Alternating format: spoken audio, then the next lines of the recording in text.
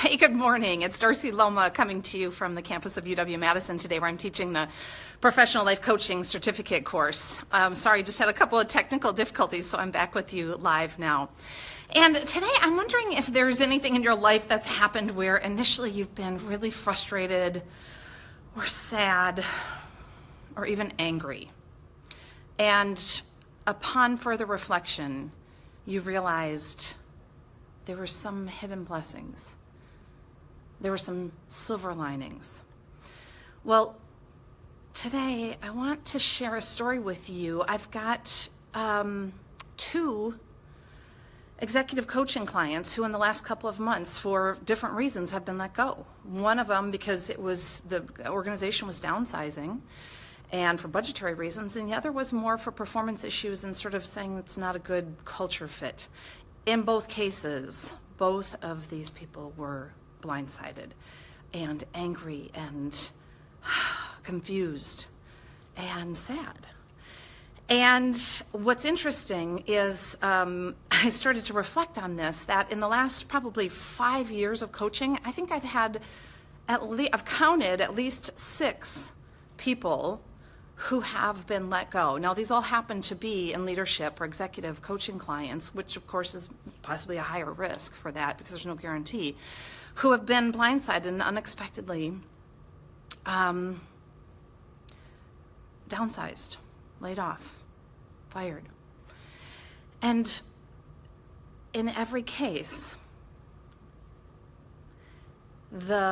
upon reflection, now sometimes the reflection was a long time, sometimes a little less so, but there was always some time and space. Each of these people realized what a blessing it was. Or if that action of getting fired wasn't a blessing, that there were blessings that happened with it. There were silver linings. And what I want to share with you is a story. I'm going to read it to you, and it's called Who Knows What is Good and What is Bad. When an old farmer's stallion wins a prize at a country show, his neighbor calls round to congratulate him.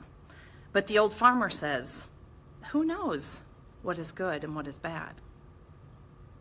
The next day, some thieves come and steal his valuable animal. His neighbor comes to commiserate with him, but the old man replies, "Who knows what is good and what is bad?" A few days later, the spirited stallion escapes from the thieves and joins a herd of wild mares, leading them back to the farm. The neighbor calls to share the farmer's joy, but the farmer says, "Who knows what is good and what is bad?" The following day, while trying to break in one of the mares, the farmer's son is thrown and fractures his leg. The neighbor calls to share the farmer's sorrow, but the old man's attitude remains the same as before. The following week, the army passes by, forcibly conscripting soldiers for the war. But they do not take his farmer's son because he cannot walk. The neighbor thinks to himself, "Who knows what is good and what is bad?"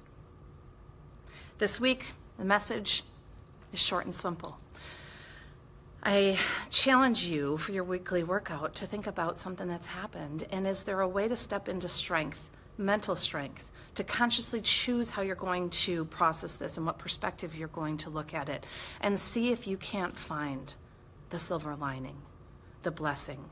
In the case of my 2 clients who have been let go, one of them, fascinating, within 6 weeks, he had a new job that he is thrilled about. He said the culture is so much better, and in the 10 years at his other company, he knew it wasn't a right fit, but he never wanted to jump because of lots of reasons that we can all relate to, having stability and a secure income and the fear of the unknown. And here, having let go turned out to be a huge blessing for him. And he just started last week at his new company, and I got an email this morning saying he loves it. It's a much better fit. He's excited. The other client is still in that stage of confusion, anger, sadness, frustration. And we're working through how he wants to show up as he's transitioning out, because in this case, it wasn't, we're letting you go today. It was, we're downsizing and you've got 3 months. And so what we're working on together is how can he show up with strength? How can he be gracious amidst the turmoil?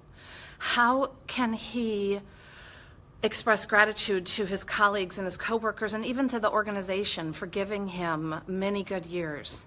And instead of leaving in a huff and angry, saying, I recognize that you are probably having to make some really tough decisions to downsize. And while I'm personally so disappointed and sad, I also know that I trust you're making the best decisions for the organization. And if there's a role in the future where we might be a good fit again, please contact me.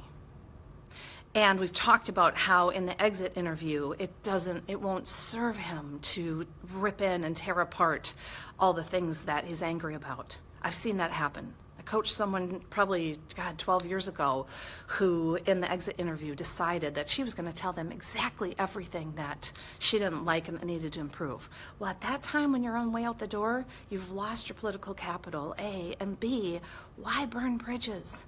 And unfortunately, in that case, she burned a bridge. And she was, black outcasted in that industry because of how she left.